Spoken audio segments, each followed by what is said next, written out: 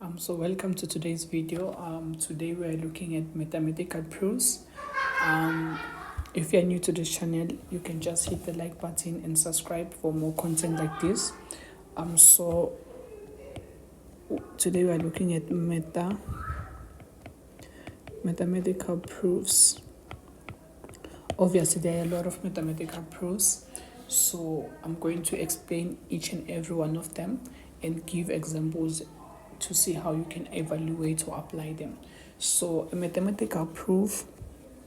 So when you're talking about a mathematical proof, this is a logical argument. This is a logical argument that shows a statement is always true based on logical reasoning. That shows a statement is always true based on facts, logical reasoning,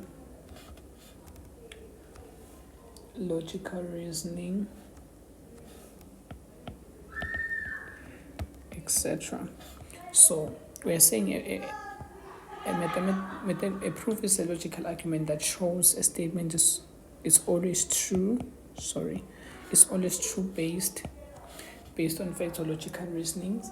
So there are different types of proofs that we have to look at, and the first one that I'm just going to dive into is what we call the direct proof.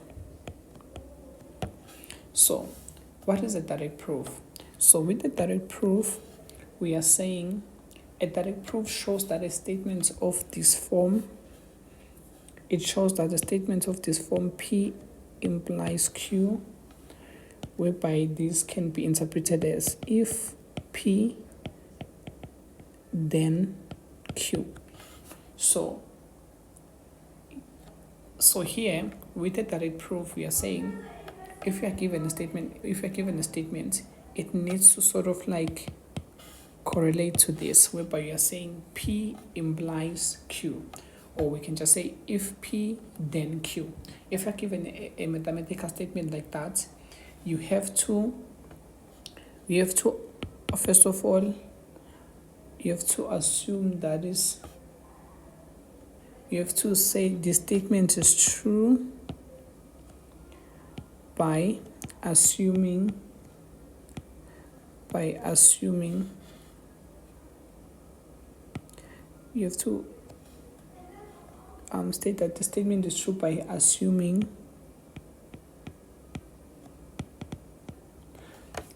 P is true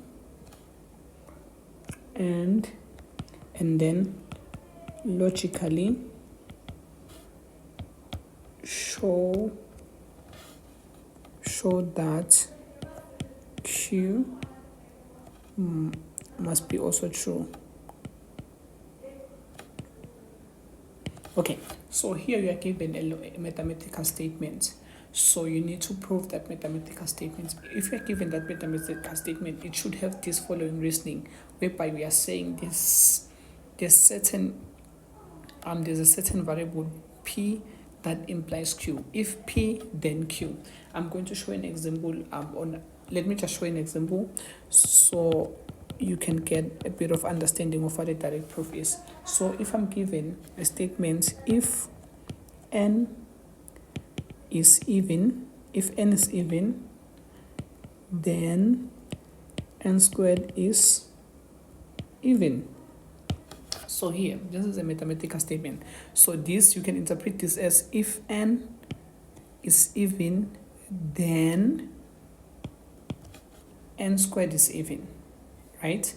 Because you can see from this that P is not equals to Q, right? So n is not equals to n squared, isn't it? But we are told that if n, which can be, we are told that if n, which represents P, is even, so we're given the condition of n, then because of this condition of n, then q is something else. It's also that condition of p. So here we are saying if n is even, then n squared is even. So if p is even, then q is also even. So that's what a direct proof is like. So if you're given a statement in this format, so this is what you do. Let me just prove this right off the bat. So we are talking about even numbers. So first of all, there's the one thing that you have to do. You have to make an assumption, which is going to be your hypothesis. It's your hypothesis, so you make an assumption. So now we are proving. So you prove. So you are going to assume n is even. I know that you're given that if n is even, then n squared is even. But now you make an assumption, a declaration that n is even. So assume n is even.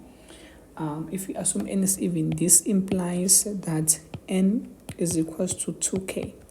Okay, let me explain the statement. So let me just add where k is a member of integers. Where k is an integer, k represents any integer.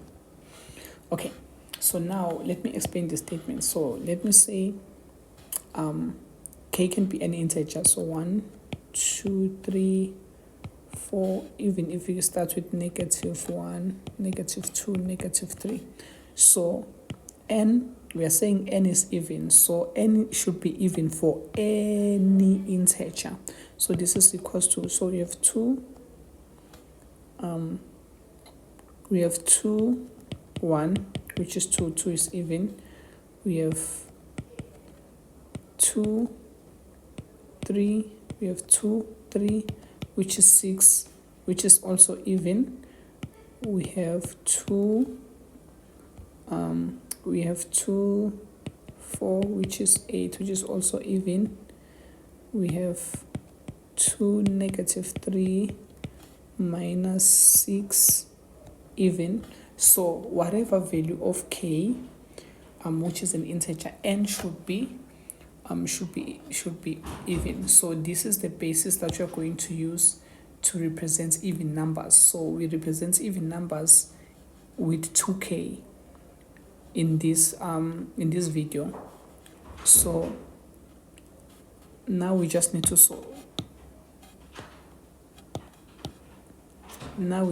to prove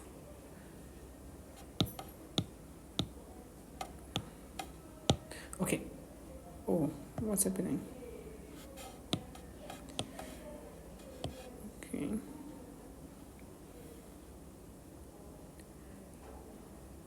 Okay, so now we are saying I'm going to prove that if n is even, then n squared should be also even, right? So with our proof, we need to make an assumption first, our hypothesis. So we assume n is even. If we assume n is even, that means n is equals to 2k, where k is a member of integers. So now we are going to, so from here we are going to, so we know that n, which means n squared should also be even, right? So which means n squared should also be in this format. So we know that n is equals to 2k, right? So how do you get n squared? So we are going to square both sides, where you are going to have 4k squared. So now you have 4k squared. And from here, remember, if we can represent n squared in this format, where you have 2k, where k is a member of all integers, we can prove that n squared is what? Is even. So from here, you have n squared is equals to 4k squared, right? 4k squared. So from here, we can say, we can factor out 2, such that we have 2k squared. So now we have represented n squared in the format, in this format, which is the format for even numbers. So from here we can say, since k is an integer,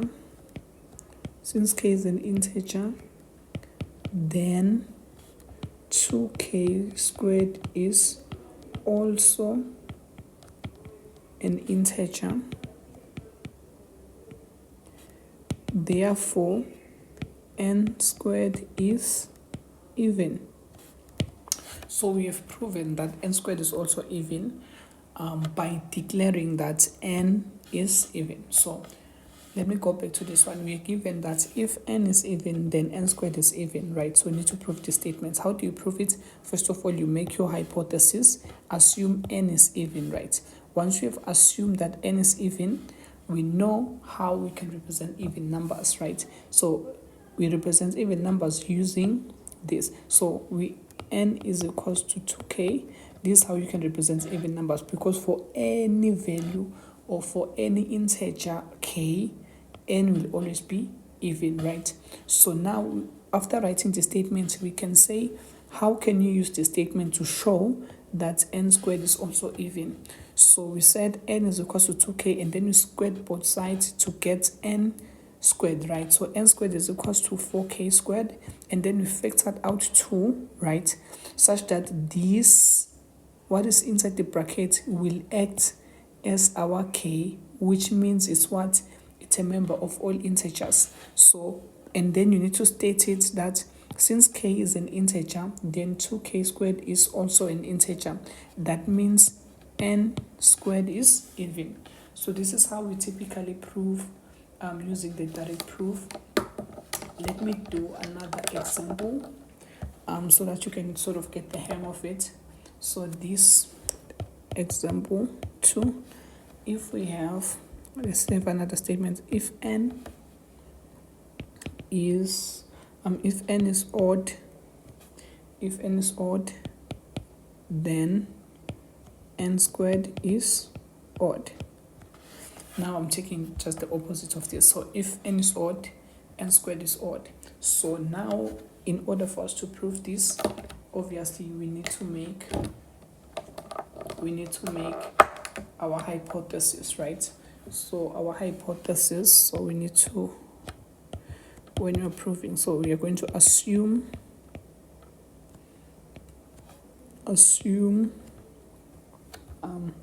n is odd. We're assuming that n is odd.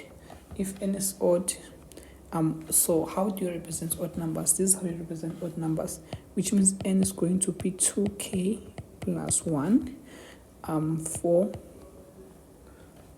for k is a member of all integers. For k is a member of all integers. This is how you represent integers. So this is how we represent all odd numbers, because if you take any integer and plug it in here, n will always be an odd number. So let me just take integers 1, 2, 3, 4. So n is equals to 2, 1 plus 1. This is 3, which is odd. N is equals to 2. If I'm taking 2 here, 2 plus 1, this is 5, which is odd. Same thing if I'm taking 3, this is 3 plus 1, this is 7, which is odd. So we can see that this expression will always give us an odd number. So this is how we are going to represent n after assuming that is odd. So we are saying assume n is odd, therefore n is equals to 2k plus 1 for k is a member of all integers. So again, here we want to prove that n squared is what is odd. So from this expression, we're going to say, from this expression, we are going to square both sides so that we can get n squared. So we can see that n squared is equals to, if you square both sides here, we are going to have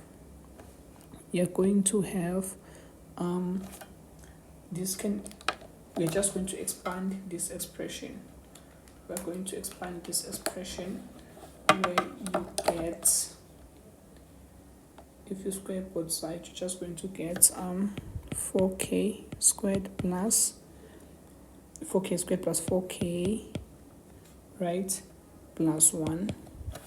So from here, how can you, this is the value, n is equals to this, right? So, but then now the question is, how can you represent n squared in this format to show that n squared is odd?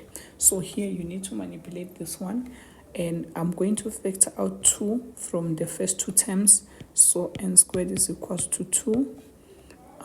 So we are going to have k squared, 2k squared plus 2k plus 1.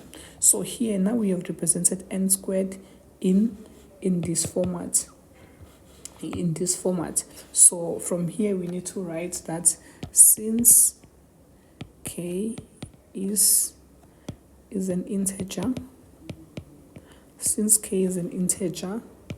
this suggests that 2k squared plus 2k is also an integer. Therefore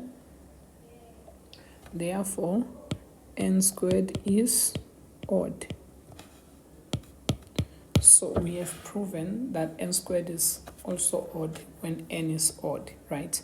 Using proof by we are proving using direct proof. So this is if np is odd, this implies that q is also odd. So that's what I meant when I say we can sort of like represent the mathematical statements using this form, so that you can be able to prove using the direct proof. So first of all, you state your hypothesis based on the statement that you're given, and then once you stated your hypothesis, then you can prove right from there. So again, let me just give another example, but now using the concept of inequalities. So I'm going to use inequalities. I'm still proving using direct proof, so I'm just using inequalities.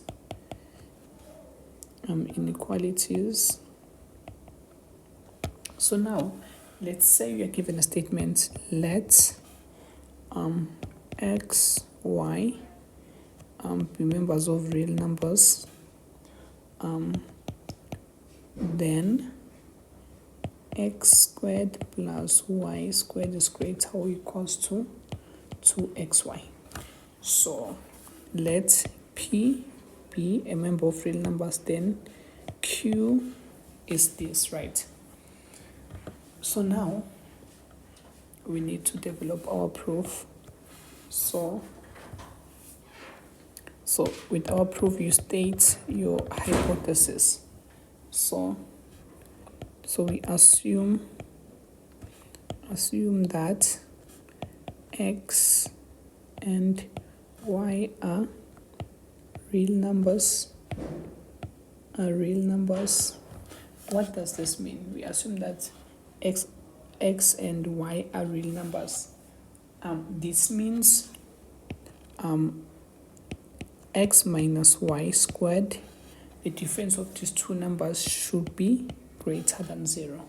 The difference of two real numbers squared, the difference of two numbers squared should always be 0, because if you have 1 minus 4 squared, this should be 0, should be greater or equals to 0. So it should satisfy the statement. So even here, we are going to use this logical statement when saying if you're given these two real numbers, their difference squared should be greater than 0, which is something that you know. And then now I'm going to work using this. Now I'm going to work using this statement to prove this. So now from here, I'm just going to expand. So you're just going to have x squared. Okay, before then, let me just represent this in this x minus y on x minus y is greater or equals to 0. And then from here, you will expand x squared plus 2xy plus y squared is greater or equals to 0. And then from here, obviously, you can rearrange x squared plus y squared plus 2xy is greater or equals to 0. Therefore, x squared plus y squared is greater or equals to, I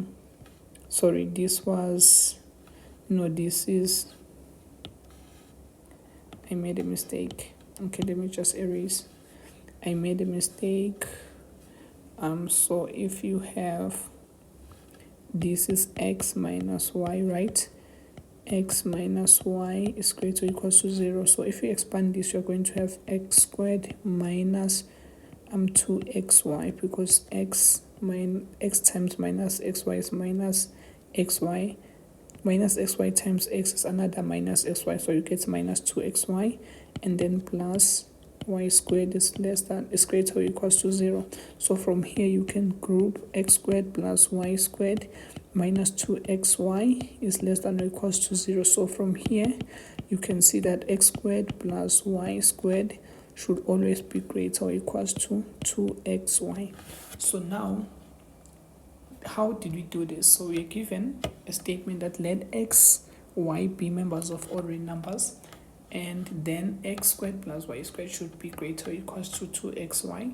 So then we made our hypothesis, we declared our hypothesis that assume that x and y are real numbers, and we know that if we find the square difference of real numbers, it should always be what? It should always be greater or equals to 0.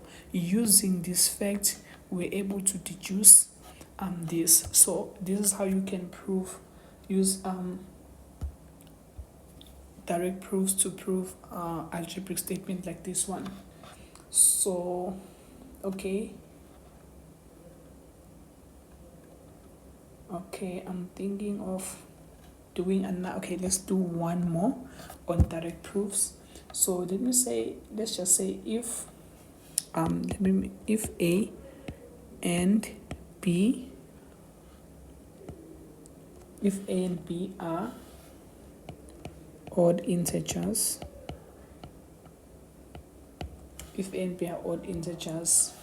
then AB is odd. So now this is another example. So we need to prove this using direct proof. So obviously, if A and B are odd integers, which means A is equals to 2m plus 1, right? And then B will be 2n plus 1. So that's how you represent odd numbers, right? This plus 1. Instead of using k, I'm just using m and n to differentiate these two different odd numbers, right?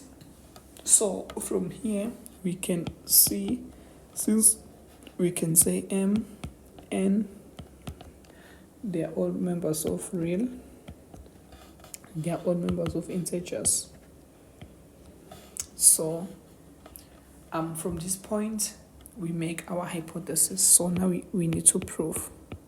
So in our proof, we're going to assume A